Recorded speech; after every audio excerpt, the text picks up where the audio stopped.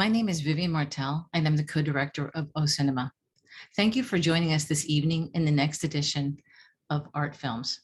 Art Films is co-presented with our friends at Oolite Arts. And tonight, we've had the pleasure of viewing Strawberry Mansion, and we get to speak with directors Kentucky Audley and Albert Birney. This film also launches Oolite Cinematic Arts Residency.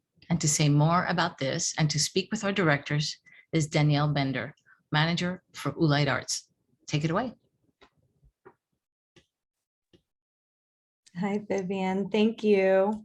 Hi, everyone. I'm Danielle Bender. I'm the Cinematic Arts Manager at Oolite Arts. And you just watched, as Vivian said, the micro-budget feature film, Strawberry Mansion. I want to welcome you to tonight's Q&A with the two directors, Albert Birney and Kentucker Audley. For everyone tuning in tonight, I've already put in the chat, but feel free to message us in the chat to tell us where you're tuning in from. And if you have any questions, you can drop them in the Q&A feature. I promise we'll try to get to as many as possible. We already got one, but tonight we're going to talk Strawberry Mansion, we'll talk dreams, we'll talk micro-budget filmmaking, we're going over a lot. So I know they both have a lot to say, so I'd like to welcome Kentucker and Albert on. Hi, how's it going? And Albert, as predicted, my dogs on cue have decided to start wrestling right now. Perfect. They know what to do. Yeah, so hopefully the audience doesn't hear my dogs. They're on schedule. Well, hopefully they do. You know, it's always good to hear a dog. Yeah, it's always good to hear a dog.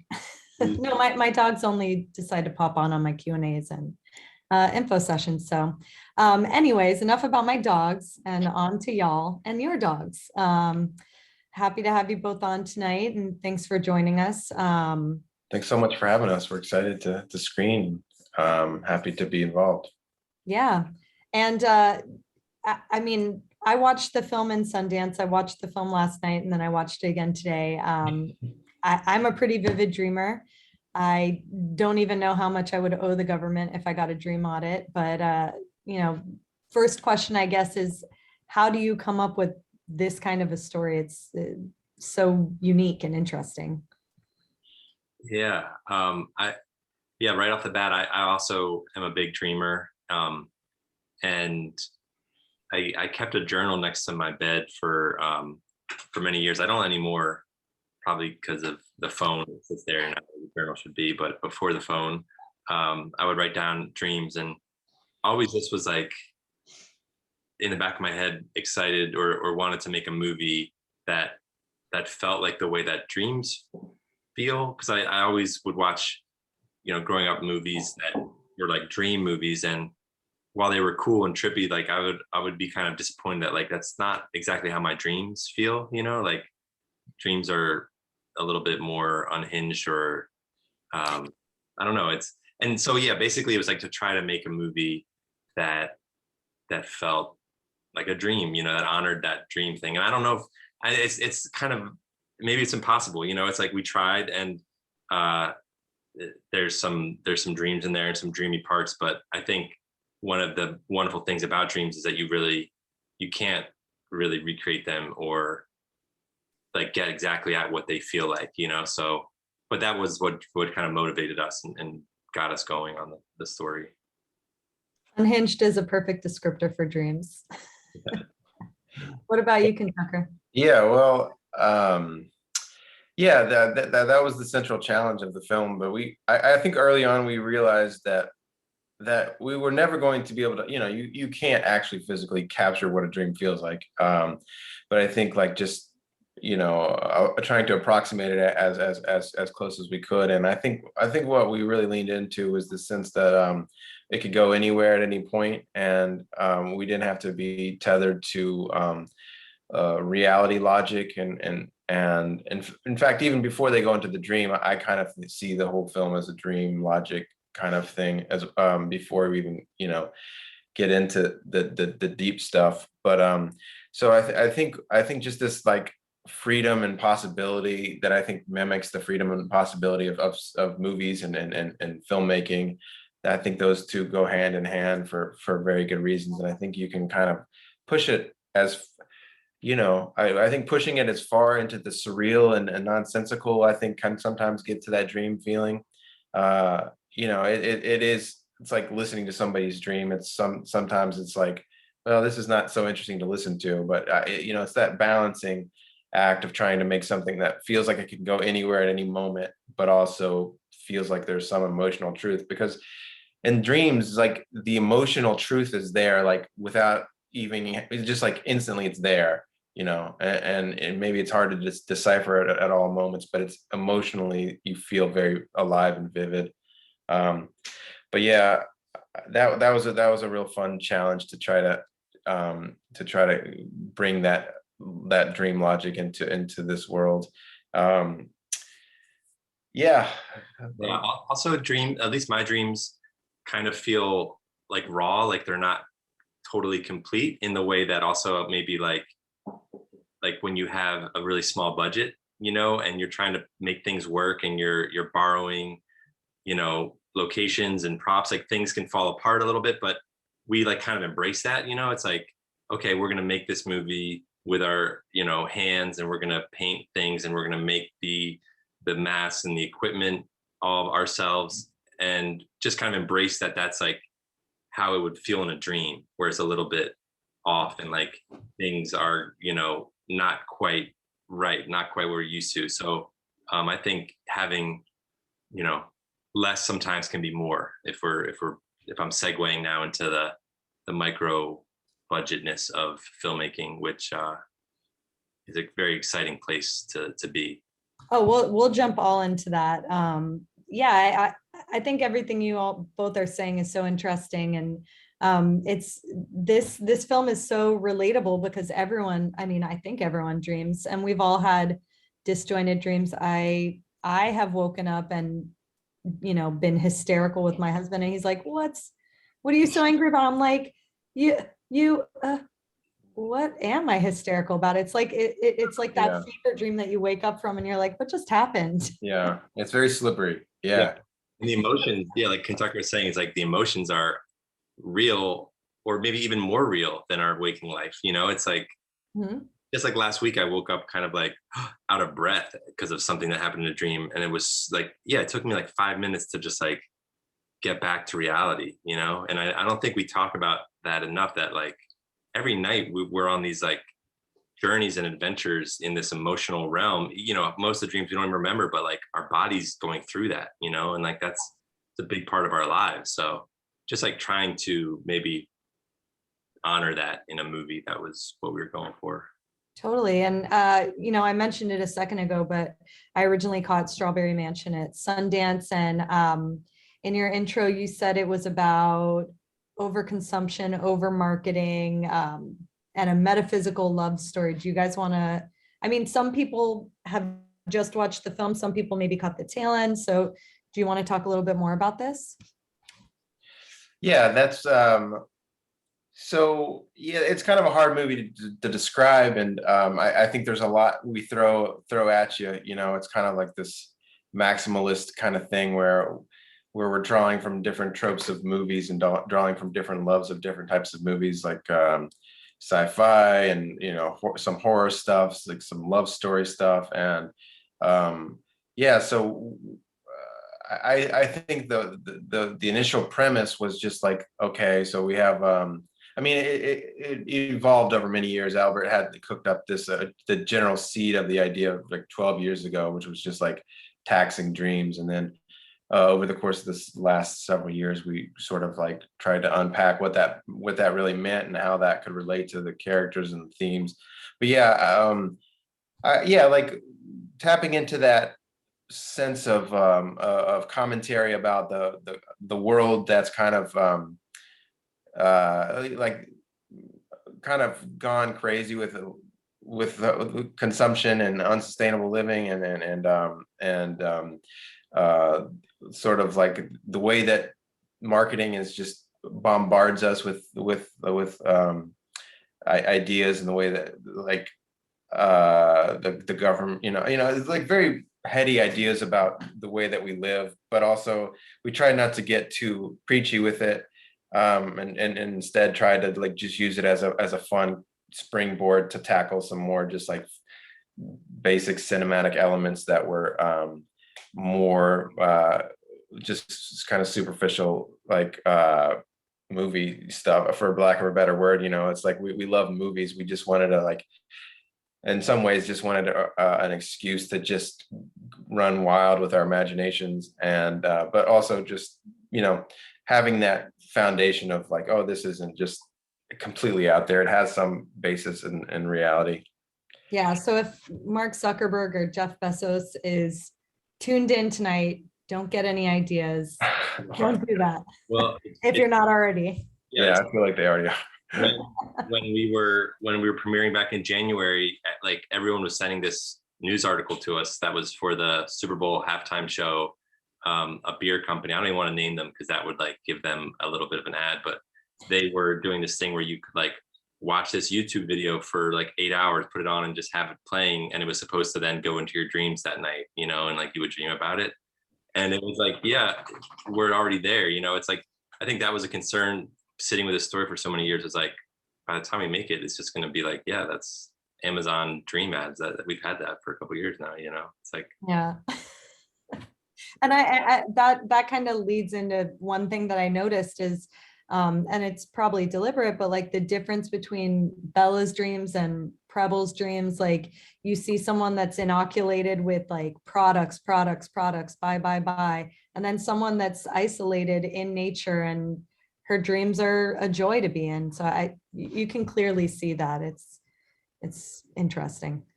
Yeah, we talked a lot about what like how this dream tax system works. And it was always like this unattainable thing that we could never quite figure out exactly how it would work. And I feel like just leaning into the mystery and the possibility of how it would work was actually where we ended up. But I kind of like to think that it was like the more imaginative your dreams, the more you're taxed. I was wondering, I was like, why is the dandelion only 1 cent tax? Yeah. And then other things were 17, but I mean, somewhat arbitrary, but also like, you know, I think the idea is like a higher force trying to make us all sort of subservient and unimaginative. And so like when you have things that are kind of fantastical, it costs you a little bit more. But then the ultimate goal is just to like get people to dream in this like confined space so that, you know, they can control all the elements. So that's where you have Preble's dreams, where he's just in this pink room that's sort of like maybe used to be his life or his house, but now it's just like blank pink walls, and it's just like a very easy vessel to advertise in. Yeah, and also because he's like a dream auditor, it's more efficient for him to dream in that space. So he's probably like happy that he dreamed in there at the time, you know, before he's opened up to like the possibility of green fields. And yeah, the dandelion being like a scent. At one point, I thought it'd be funny if like when it cuts to all the close ups of the little seeds floating, if each of them had like a little, you know, thing on it, like 1 cent, 1 cent. But yeah, it didn't make it to the final. But it was too complicated of an effect for just that little tiny. There's where the micro budget comes in. It's like, well, we don't have time to. Yeah. Only a gardening dork would be paying attention to how much the dandelion. You're the first person to mention that. Yeah. I did pay attention to that. Well, one other thing I noticed is, you know, the film is pretty consistently like hazy, you know, obviously like waking up from a dream. Maybe do you guys want to talk about like the visual aesthetics of the film, and maybe for any technical geeks you can share the process that went into making the film? Yeah. So I'll go through the technical real quick. We shot it digitally, and we shot it digitally for many reasons. One of the main ones was we were going to be having so many different types of effects, like stop motion, computer animation, you know, miniatures, all these different things. And it would have just been really difficult to shoot on film and to have all these different, you know, elements. So then we shot digitally, but then we converted it to 16 millimeter at the end when we were finished editing and everything, just to like, it added a lot of that haze to it. It added a lot of that kind of, I guess, for lack of a better word, dreaminess, you know, and it just, yeah, flattened it all together. So all the effects could like, you know, be in the same world a little bit, but also I think just like getting back to our love of movies, it's like all the movies we grew up watching were shot on film, you know, in the, you know, Neverending Story and E.T. and Labyrinth and all these wonderful kind of children movies that are also really dark. They have this look to them where they're grainy. And something I used to love was right before a special effects shot, it would get extra grainy because they would be doing it, you know, optically printing the effects on. So it was like running through the film twice. But like those little details, I was really excited to try to like make a film that had that same feel and look as those movies did back then. Yeah, and we talk about like the movie's a lot about time and time periods, and we mix a lot of time periods and into the visual landscape. And I think like shooting it digitally on a format that's modern, but then sort of bringing in the more timeless, old-fashioned type grain on top of that, I think goes with the mix and match of kind of like the costuming and like the car he drives and like the props are all kind of from different eras that I think we're just, you know, just picking and choosing what we thought looked fun and exciting, and also just like allowing that like allowing time to just exist in a very fluid way and not get too concerned with the reality of, you know, because this is like, it's very dreamy, like, oh, it felt like from the 50s in this part of the dream, and then it felt like, you know, and then it felt like the 80s here. It's just like that all sort of merges together, and hopefully it's engaging. Yeah. Yeah. I was just gonna say one more movie that I loved as a kid was Baron Munchausen, to answer Carmen's question in the chat. Love that movie, and it was one of those movies where I loved it as a kid, and then as I was in high school and I was discovering, you know, like Terry Gilliam and being obsessed with Brazil, to learn that, oh, he directed Baron Munchausen. That's wild. Like, you know, these two different parts of my life, he was making movies that really spoke to me. So yeah, thanks, Carmen. Usually I put answers at the end or questions at the end, but I did have another person that seems to be asking right around now. Were you guys inspired by Altered States at all? I've never actually seen that. Have you seen that, Kentucker? I haven't seen that, no. Yeah, I'm aware of it. Like I've heard about it, and I maybe have seen the cover, but haven't seen that one. But have to check it out. All right, adding to the list. She said, okay, you have to see it. And Carmen said, saw the influence, but did not feel derivative at all. Oh, cool. So funny that you were bringing up time, because beyond just aesthetics, there's a portion at the end. Don't want to give any spoiler alerts for anyone that, you know, hasn't gotten to watch the full film, because we do have it up, I think, until midnight. So people might be tuning in right now. There's a portion at the end where Preble is in danger, and it feels really time sensitive. Full disclosure, I find movies like Miss Doubtfire really stressful. Just watching something about to happen, I'm like, oh my God, just get to it. So that felt very stressful for me. He's in this dream, and in real life, danger is happening, but in the dream, he's living an entire lifetime, it feels like. How did you guys come up with a timeline for how long it takes to dream? That was so interesting to me. Yeah. Again, I think it's just like that. I love that can happen in dreams, where you like wake up and you're like, oh, I think I've only been asleep for like 10 minutes. Like that was a quick dream, but it felt like like years were going by or something. Yeah. And there's like, you know, the cut where he's like becomes the captain. Well, first he's like, you know, he's in his suit, and then all of a sudden he's in the captain's suit. And the next time you see him, he's got a beard, and it's like 7 years have gone by. And yeah, just like, not to mention he fell in love on an island. Right. And the whole island thing, the whole island scene could be months or years. Maybe we should have probably even, like, thinking back, we could have like taken that further there. We could have, like, I don't know, had a child or something there with them, but we might have. Yeah. But yeah, just like it's fun to play. Like it, you know, I think the way we approach movies feels kind of similar to like when you're a kid and you're playing dress up, or you're, you know, pretending to be a sea captain or whatever.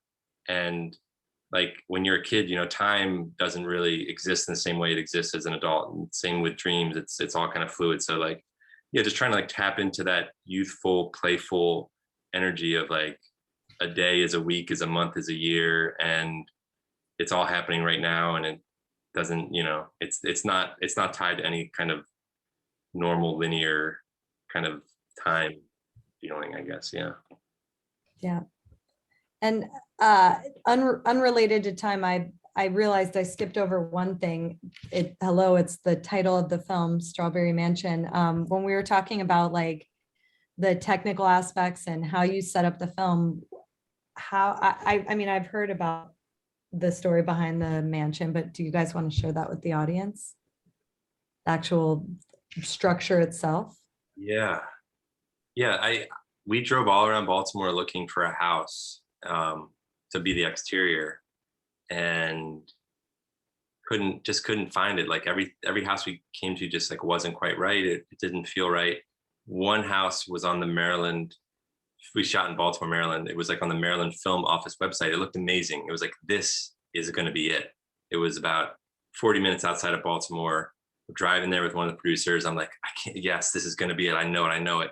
And we got there, and it was an empty field. The house had been demolished. Oh. The thing is, it had been demolished like 10 or 15 years before. Like, it was a really outdated photo, because usually if a house is gone, you can see like a remnant of it, but this had like barely anything. Like the grass had grown over, and it was just like, oh.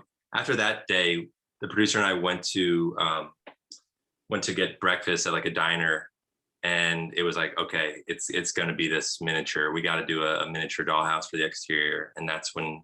So yeah, the Strawberry Mansion is a miniature that we filmed and put into the field, and it turned out to be amazing. We just had much more control. We could make the house look like the exact color we wanted, and it kind of just adds to that layer of like, what is real, what is reality, what is dream. It's like a little bit in a distance. You don't get like a super close-up shot of it. So it's one of those things where it's like you use your limitations to like as a strength, like, yeah, let's embrace that this is a miniature and that it has a certain look, and all the good houses have been demolished anyway. So yeah, they don't put houses in fields like this very often. But we really wanted that iconic kind of like in the middle of a field feeling of like old times, and yeah, so like and it wasn't that, like, speaking on the micro budget level, it's like that was a very simple thing to do. Like you just we just filmed, so it's like it's very attainable to do some stuff like that. You just film it we filmed it in the actual light, the dollhouse, and the actual lighting situation that we shot that shot in, and then just composited it, back in the field, and just get the proportions and the dimensions right. So that kind of stuff, it's more attainable, I think, than people might think. And a lot of the green stuff we did as well was very simple. Like the blue demon coming out of the water. It looks kind of like this spectacular wild shot, but it's just basically, Albert in a costume in a green screen studio, a very small green screen studio, just like coming up, just like pretending he's coming up with the water, just composite in the water, and just add some splashes. And a lot of the stuff is, we did, like, some of the stop motion animation was a little bit more complicated, but most of the stuff you saw was very, very simple. I'm shocked by that. First of all, I do have to say the demon coming out of the water and also holding Bella prisoner reminded me of the Dark Crystal. Oh my gosh, what are they called? The Skeksis. Yes. just creepy. That was the first movie I saw in a movie theater. My dad took me when I was very young, and I think I didn't even make it through the whole movie. So that's deep in there, and I've watched that a bunch as an adult, and yeah, it's just a beautiful film. All the puppets and sets and. Well, I'm curious, maybe I'd love to shift for people that aren't familiar with either of your practices. It's your second film that you've worked on together. could you share a little bit about each of your own personal practices? I know we did a little teaser on Instagram of what y'all are up to, but it'd be nice for our audience to know. Yeah, so Albert and I had a full life before we met each other, and started working together, decades even. So yeah, we had both made micro budget work before us on our own. I made 4 micro budget features on my own, and Albert made a micro budget feature. And then I started a website called No Budge that's catered to micro budget work, mostly short films. That's just a streaming platform for young and emerging filmmakers, because I love like that first period of inspiration, that first period of like trying to figure things out and trying to like put this dream and this passion you have into some sort of form and vision. And so I'm kind of like really, I just love the micro budget space of filmmaking. And then when I met Albert, we started working together and trying to cook up something a little bit bigger, but just still with that same spirit. And our previous film, Silvio, was a very, very micro budgeted film.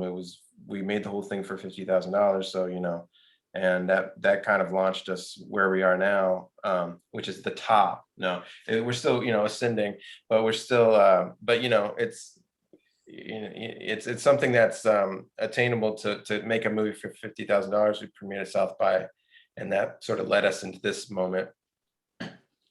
Yeah, and yeah, Silvio started just because I had made a micro budget feature that took me like 4 years, shot it on 16 millimeter, actual 16 millimeter on a hand crank Bolex, and had a great time making it.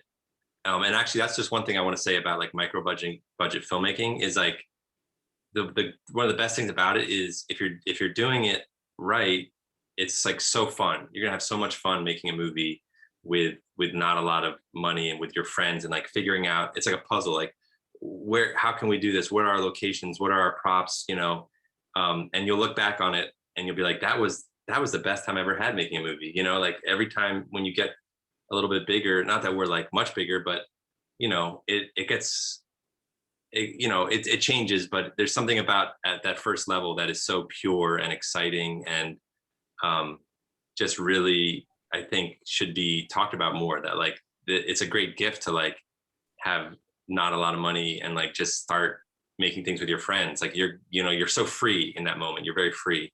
So basically I made this one movie called The Beast Pageant, and I had a great time, but after that I was kind of burnt out. And so I started making Vines. This was like 2013 when Vine was the new app. You know, you make like 6.5-second videos, and I started dressing as a gorilla and like would just get ideas and film them with my friends. And it reminded me so much of just like being a kid with your dad's camcorder and like just goofing off. And all of a sudden, like I had, you know, like hundreds of thousands of people watching this, and I didn't really know what to do with it. And Kentucker was like, we had just kind of met and were becoming friends. And he said, would you want to make a movie with this character? Like there's something going on here.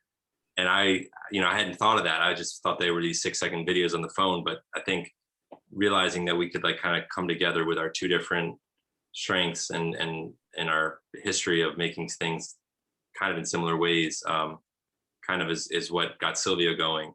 And yeah, to answer Angel's question real quick, that is a Herbert Herpels cameo at the end of Strawberry Mansion. So Herbert is a character in Silvio, and even Silvio makes an appearance in Strawberry Mansion.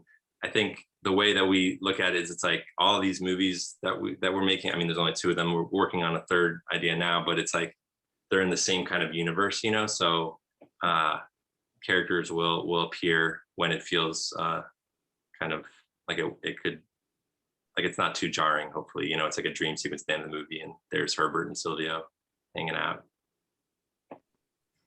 Oh, you're quick. You're like catching all the questions. You know, I earlier in this, like a couple of months ago, we were doing a festival and there were some great questions. And then like, I saw the person who asked the questions, like leave the chat, like they left the Zoom. And it really scarred me because I was like, I saw that question. I could have answered it earlier. I'm trying not to make that happen again. So if anyone's got a question, I swear I want to get to it. We'll get to them. Don't worry. But good on you for getting them. So one other question before we hop to some of other people's questions. Being it's a co-directed film, I'd imagine that a lot of, I'm sorry, not being, but beyond it being a co-directed film, I imagine there's like a lot of manpower behind the film. And the main thing I'm taking away when I was watching it is, how did they build this set? Who art directed this? Who did this? Who did that? There's so many pieces to it. So do you want to talk a little bit about your behind the scenes team and who contributed to making this fantasy world with you? Yeah, so we shot here in Baltimore, and our art production designer Becca Morin and art director Lydia Milano, they're close friends. They live in Baltimore, and one nice thing is like we basically, the three of us were kind of doing a lot of pre-production for months, like almost like 6 months building. And then prop designer Marnie Hertzler, she made a lot of like the props, like the helmets, the ad blocking helmet. And basically it was like in the months and weeks leading up to the shoot, we would all just get together and like get out the screwdrivers and hot glue and you know, build these things and paint these things. And I think like if it had been, I don't know, a more conventional film production or more money, it's like you might not have that like time to just do it like DIY in your living room. And not that we made the whole movie that way, but like that I think is just what makes, that's like how we both know how to make movies. Like you have to just make them by hand kind of. And so yeah, I think from that it gets at that like freedom, that feeling of like, yeah, we can do whatever we want. Like when you would read the script, people would be like, how are you going to make this for less than like $15 million? You know, because there's like these huge, like they turn into comets and they're flying through the air, and then like the house is on fire, and like the demon rises out of the water, and like on paper it's like these are going to cost so much money, but it's like the fun thing is figuring out the creative way where you can do it with whatever means necessary. And now in 2021, you know, with green screens and digital effects and just whatever, costumes, whatever, it's like you can really, you know, sky's the limit. It's like whatever you can dream, you can find a way to do it. And so that was, you know, that hopefully we just keep making movies that way. That's what we love. Yeah, and that's one thing that we want to encourage people when they're applying for this residency is the budget shouldn't feel like a constraint. It should feel exciting. It should make you wonder what you can make happen with that, you know? So Yeah, you can make you know, making a movie for on that level, and on one hand it's impossible, and on the other hand it's incredibly freeing. And the only way it can happen is if you do it, and it's not always going to be pretty or you know, it's definitely not a glamorous experience to make a micro budget film, but I feel like it's I think it's a vital for filmmakers to have that experience of working on that level, because it gives you the confidence and the and just the practice. You know, if you were to move on to make bigger movies or TV shows, I think it's really instrumental to have that like toolkit, and that having gone through the motions and having seen how these interpersonal dynamics work, and so much of it is just about the relationships you keep and the tone on set, just keeping everybody kind of on the same page and a positive experience for people. And I think so much of that is just the interpersonal dynamics, and you know, that doesn't change with how much money you have. And I think, yeah, so like it's really important, I think, for filmmakers to have that confidence as they scale up, that they know they could do it themselves, and also they know how to keep things kind of like running and not everyone hating each other. Yeah, and it's hard to make a movie, and like things are always going to go wrong, and the day of it's going to rain or something's going to break. But it's like, how do we take all these things that are happening and incorporate them? Okay, now the scene maybe takes place in the rain, or you know, we now have to move our location over underneath this like bridge because it won't get wet. You know, it's just like, but if you have that passion and you're like passionate to tell a story, that's going to come through no matter what, you know, like that's going to be there on the screen. So it's like so many people, I think, get kind of stuck at the beginning where like, well, I don't have this or I don't have that, but it's like, well, what do you have? What can you do with what is here? You know, like all of the props and costumes are in my basement right now in a bin. And, you know, I want to like probably reuse them at some point. And that was answering Kev's 11th question about the props and costumes. Oh man. Okay. All right. Now, Great job, so Albert. I think they're starting to pile in. So we'll hop onto some of them. Dan Pine asked, what was the significance, if any, of the presence of fried chicken in multiple scenes in this film? If any. Yeah, well, that was just kind of a stand-in for like something like Kentucky Fried Chicken, and just like, what if Kentucky Fried Chicken was advertising in your brain? And that was sort of like, it's like, you know, you see these ads pop up on Instagram or wherever you're at, like, and it's just like they kind of keep pumping you with the same ad. And that was just like the ad of the moment, like, you know, like KFC is just like in your head. But I mean, I also think it's nice to have this like really like this parallel between the natural world, and at some point Preble is holding a chicken and taking care of Bella's when she passes, and so it's like, it's just something that we could show both sides of like this living, breathing, like happy chicken in the wild, and then this really just gross, like factory farmed, you know, like, yeah, just the way that we all live in our you know, day-to-day life of fast food, if you know. And so yeah, that was I mean, you have anything to add to the significance of that? No, I just like every movie to have like an animal that becomes the animal of the movie. You know, like I think it's important. So this movie it was just the chicken, and There's turtle too, but yeah. turtle chicken. They're kind of fighting each other there. It's hard. Anytime you talk, it's hard for Albert not to answer. Like, I just like animals for a lot of these animal questions. But yeah, you gotta have animals in your movie. Of course. Well, I mean, even expanding on Dan's question, are there any like ads that you guys get stuck in your head? The one that's in my head recently is, and hopefully I can pass it on to someone else to get stuck in their head. There's this one where it's like a sour cream commercial. It's like, no, it's cottage cheese. Only Daisy cottage cheese will do. And that like gets stuck in my head for days at a time. Yeah. It's Oh, yeah. awful. That's dark, and I'm sorry for that. That's Hopefully I can get some of our audience to have it stuck in their head. yeah. I mean, check But it work. anything's in your head, or? Just pop in your head at random times, like just things you saw 20 years ago. Yeah. I can't remember. There's a jingle that was in my head. A friend brought it up. It was like this local sporting supply store from our childhood called Modell's, and their commercial would say like, "Gotta go to Moe's." So like I was just hearing that "Gotta go to Moe's" over and over again. It keeps going, but I don't want to sing any more of it. But yeah. I think that's a reason. Suddenly our audience count is going down. Yeah. Now that we've started singing. Just kidding. I'm gonna get a couple more audience questions.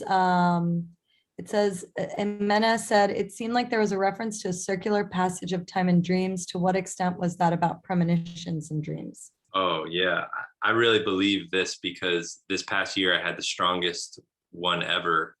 Like I dreamt I was in my bed and I looked over to the cup of water to the left of my bed that I always keep there, and I saw a little spider in the water. Like this was the dream, and I was just like, what? And then 2 nights later, or a night later, I look over and there's a spider in real life in my glass. So it's just like, and that's never happened before, ever. So I was like, 100% that's a premonition. Like that was coming from somewhere. That, you know, I don't believe in like that. That would just be too strange to not be something going on. So yeah, I think there's a lot more going on in those dreams than we know. And like, if we knew the full extent of them, we might not be all right. It might be too heavy for us to know. So we get these little bits and pieces. And maybe some people have more strong premonitions than just a spider in their drink, but that was enough for me to be a believer for life now. It's like, you know. I did have one more from Kev, and then I have a couple of questions, and then I'll let y'all go up. Thank you for taking time out longer than we anticipated. But Kev 11 asked, since much of the film seems practical, yet also how much of the vision of the film, yet also somewhat CG reliant, how much of the vision of the film came together on set versus in post-production? Yeah. We tried to do as much on set practically as we could. So most of it's practical. Well, one thing to mention about the one thing that we didn't mention is the masks that we made. There was a lot of just kind of handmade, you know, DIY masks, but then we did work with a professional mask maker for a couple of the masks, the rat sailors and the blue demon. And I think that was sort of essential to like shooting most things practically, because if you have the people there, either they're really playing off of each other, the characters, and not, you know, all that was like real mask work and real mouth. I mean, I would say, yeah, most was practical if we could do it. There was we actually shot on the ship. We actually went to a beach, and yeah, what else we. But we did, I will say, like, yeah, we tried to do as much as we could practically. But then when we were stuck in the edit, there was a period where the movie was like 20 minutes longer and it just like wasn't working. And we basically realized like we could create a new sequence with a caterpillar in the ocean that would like kind of bridge this like area that we were stuck in. So it's like we did find that in post-production, and because it was a dream movie in this fantasy, it was like, well, anything could happen, and we could like, you know, kind of where could we take this? So majority of it we shot right out of the script, but then we had a little bit of freedom in the edit to like move things around or get a couple new sequences here and there. But yeah, like yeah, that's all. I was gonna answer a question about the sugar baby. You can answer, it's fine. This is real quick, but growing up, I grew up with chickens, and one of the chickens that was the most lovable was named Sugar Baby. My mom and my stepdad named the chicken Sugar Baby. And so I always had the idea for a name of a pet. But then as I got older, my mom and my stepdad were really into Van Morrison. And I was actually listening to the Astral Weeks album on a long drive when the first idea of Strawberry Mansion came to me. And in one of the songs, he repeats the name Sugar Baby over and over again. He just keeps going, Sugar Baby. I'm not gonna sing again, but at that moment I was like, oh, they named the chicken after this song probably. And I'm listening to that song now, and there's a, you know, it's like it all came together. So that's where the name Sugar Baby came from, Jesse Kinazi. Okay, I'm gonna mark that as answered, done. Love that. Well, as I mentioned, we'll wrap up in a second. I've told you both that we're in the middle of having our cinematic arts application open. We have a residency where we award filmmakers $50,000 in funds. They get funds towards a producer, and then they also get a shared studio space to make their first micro budget feature. Obviously, I was pretty excited to screen this film and have you on because of this, because you guys both champion micro budget filmmaking. What would you say are the benefits of working on a micro budget film versus a large budget project? And I know you started to touch upon it, but yeah, I'd be interested in hearing that. Yeah, I think Albert started to allude to it, but it does feel like the smaller the movie, the more fun it is to make. And in some ways, like Strawberry Mansion was starting to go up a little bit, and it's starting to like lose the fun and just like the looseness. I think so much of what that initial spark of making movies was just the energy around movie making, and just being kind of like a small ragtag group of people who are like moving as a unit. And the bigger it gets, the more moving pieces are moving in different directions, and those directions are often not the same, you know, often contradicting energies, and so that small crew thing will always kind of remain this like core unit, if you know, that can kind of move together naturally.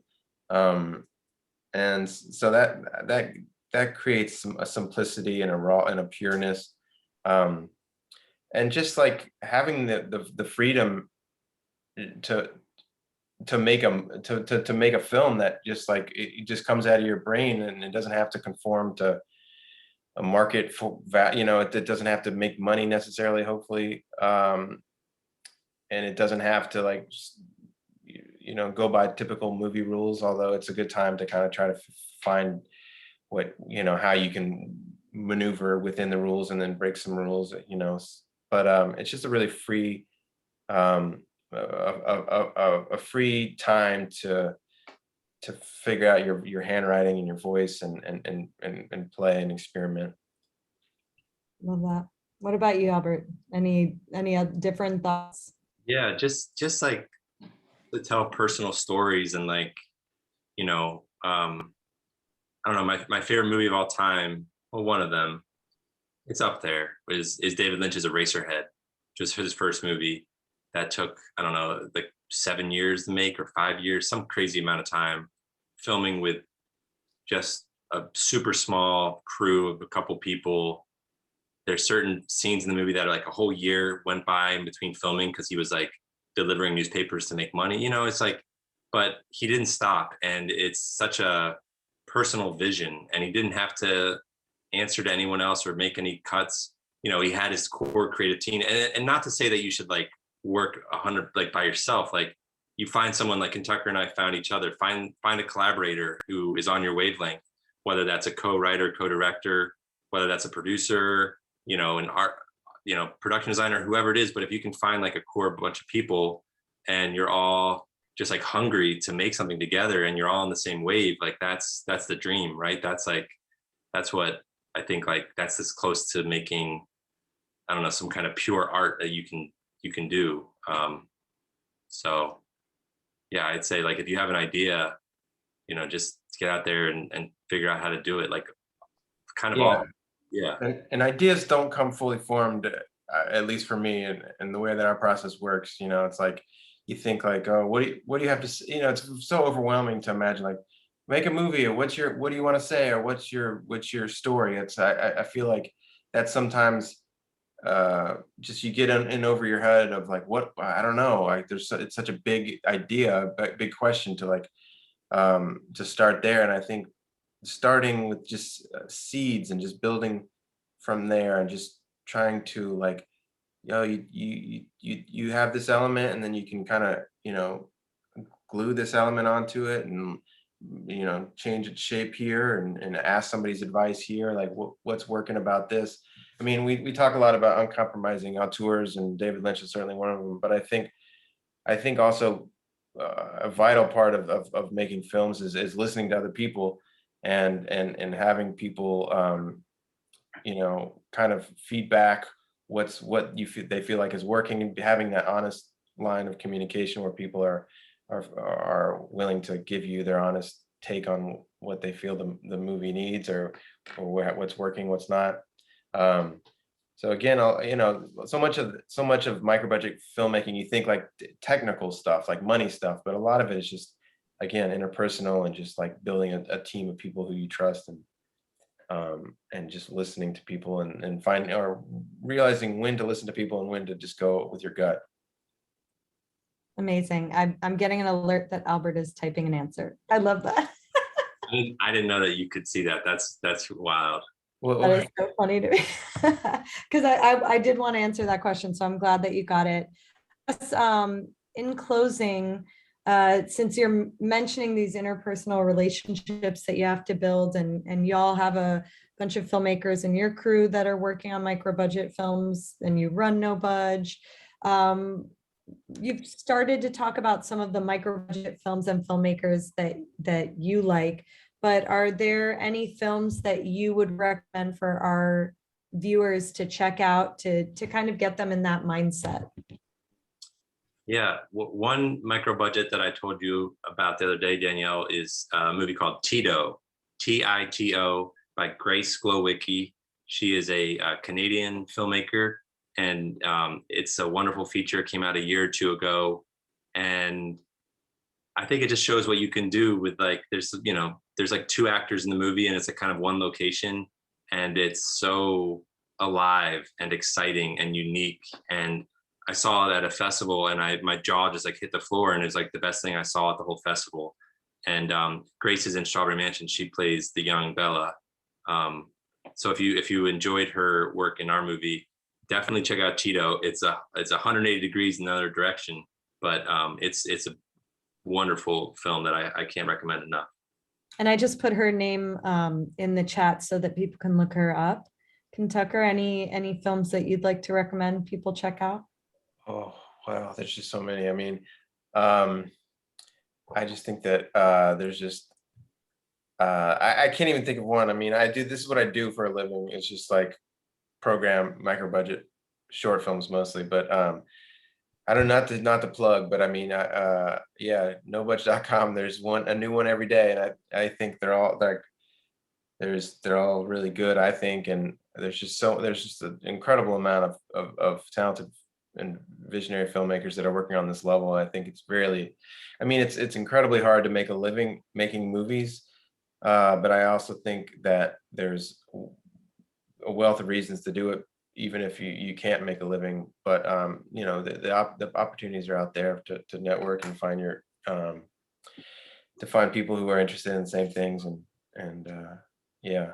But this seems like an incredible organization, and that's like such a cool grant, and it's like so practical minded to just you know, to have this 50,000 and then just like make the movie, because that's how it happens. Yeah. Well, I want to thank you guys so much for coming on with us tonight. Any final thoughts before we close up? I think we've covered a little bit of everything, and I see Albert put one other film in the Yeah, chat. that's what I was going to mention that one as well. That's another good one. Name on Right. I think Is that Tito. based on the Bukowski book? Oh, I don't know. Is that a name of a Bukowski? Oh, and yeah, no, I don't. Yeah, I think it is, but I don't think it's related. I don't know. Oh, It's gonna look another. it up now. It's a beautiful film, but they had a lot of like child actors and non-professional actors, and it just shows you like you can also kind of make movies that feel a little bit bigger or like have more moving parts. You know, like Tito has 2 people and Ham on Rye has like 100 people. So it's like you can do it both ways. That's yeah. I don't know if I have any closing thoughts other than just you know, drink lots of water. I'm trying to drink more water every day now. Great. Yeah. But Just just drink some. thanks for having us. Hope you enjoyed the film. Loved it. And thanks so much for coming on. I'll let y'all enjoy the rest of your night. And for anybody that's tuning in that's thinking about applying, application closes October 1st. So thanks all, and hope to be in touch soon. Yeah. Thanks for watching, everyone. Thanks, Danielle. This was fun. Thank you. Good night. Everyone. Good night.